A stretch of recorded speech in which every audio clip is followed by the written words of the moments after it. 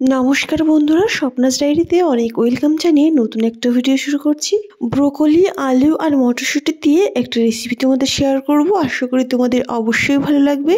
প্রথম দেখো, কিছুটা ব্রোকলি আমি একটু মিডিয়াম সাইজ করে কেটে নিয়ে কড়াইটা বেশ গরম হয়ে গেলে দিয়ে দিয়েছি কিছুটা সর্ষের তেল। তারপর ব্রোকলিগুলো দিয়ে লবণ আর হলুদ দিয়ে দিলাম পরিমাণ মতো। বেশ ভালো করে ভেজে নেব একটু টাইম ধরে। তো দেখতে পাচ্ছ বন্ধুরা, বেশ ভালো করে ভেজে নিয়েছি। এবার তুলে নেব। এইবার সেই কড়াইতে দিয়ে দেবো আরও কিছুটা সর্ষের তেল। দিয়ে দিলাম আলু কেটে রাখা, ছোট টুকরো করে আলুগুলো কেটে নিয়েছি। লবণ আর হলুদ দিয়ে আলুটাকে বেশ লাল লাল করে ভেজে নাও একটু ঢাকা দিয়ে। তো ঢেকে দিয়ে কিছু সময় আমি ভালো করে লাল লাল করে ভেজে নিয়েছি, দেখতে পাচ্ছ। তো নামিয়ে নিলাম। এইবার সেই কড়াইতেই দিয়ে দেবো আরও কিছুটা সর্ষের তেল। তেলটা গরম হয়ে গেলে এবার দিয়ে দিচ্ছি একটা শুকনো লঙ্কা চেরা। লঙ্কাটাকে লাল লাল করে ভেজে নিয়ে দিয়ে দিচ্ছি গোটা জিরে কটা। জিরেটাকে বেশ ভেজে নিয়ে 1 চামচ দিয়ে দিলাম রসুন কুচি আর 1 চামচ দিয়ে দিলাম আদা কুচি। সব কিছুকে বেশ একটু লাল লাল করে ভেজে নিয়ে একটা মিডিয়াম সাইজের পেঁয়াজ দিয়ে দিলাম। সব কিছুকে একটু নাড়াচাড়া করে এবার আমি অ্যাড করব একটা টমেটো কুচি। টমেটোটাকে একটু ছোট সাইজ করে আমি কেটে নিয়েছিলাম। সব কিছুকে বেশ ভালো করে মিশিয়ে নিলাম। তো বেশ ভালো করে মিশানোর পর এখানে আমি অ্যাড করছি কিছু গুঁড়ো মশলা, 1/2 চামচ ধনে গুঁড়ি, 1/2 চামচ জিরে গুঁড়ি, আর দিয়ে দেব 1/2 চামচ কাশ্মীরি রেড চিলি পাউডার, আর দেব হলুদ গুঁড়ি। সব কিছু দেওয়ার পর সামান্য চিনি অ্যাড করব, তোমরা চাইলে স্কিপ করতে পারো।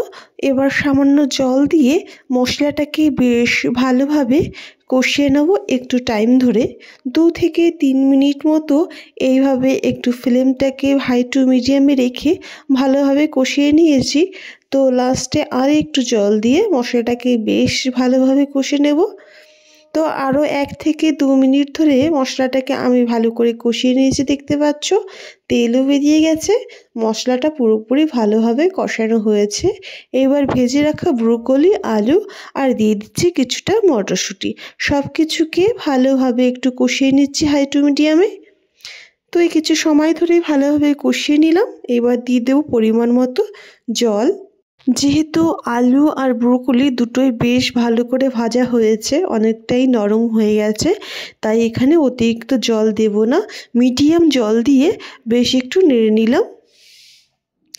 জালটা উঠে গেলে এখানে আমি অ্যাড করব 5 থেকে 6টা কাঁচা লঙ্কা চিরা, তোমাদের স্বাদ অনুযায়ী দেবে। দিয়ে দিচ্ছি 2 রকমের কিছুটা মাছ। তোমরা মাছটা স্কিপ করতে পারো, মাছ ছাড়াও কিন্তু অসাধারণ লাগবে খেতে। অবশ্যই বাড়িতে ট্রাই করে দেখো। তো দেখো 2 থেকে 3 মিনিটের জন্য আমার ঢাকনি দিয়ে ঢেকে রেখেছি। সবজিগুলো বেশ ভালো গলে গেছে। দিয়ে দিলাম কুচনো ধনেপাতা। ধনেপাতা দিয়ে একটু নাড়াচাড়া দিয়ে আরও 1 মিনিটের জন্য ঢেকে দিচ্ছি। ঢাকনা তুলে নেব। দেখতে পাচ্ছ রেসিপিটা আমাদের পুরোপুরি রেডি হয়েছে। এবার ফ্লেমটা অফ করে একটা ঢাকনা দিয়ে ঢেকে দিচ্ছি 2 মিনিটের জন্য। 2 মিনিট পর ঢাকনা তুলে নিচ্ছি। রেসিপি কিন্তু আমাদের পুরোপুরি রেডি হয়েছে। এবার আমরা সার্ভ করতে পারি। তো বন্ধুরা, বাড়িতে অবশ্যই ট্রাই করে দেখো কেমন হয় খেতে, আমাকে অবশ্যই জানাবে। ভালো থেকো বন্ধুরা, সুস্থ থেকো।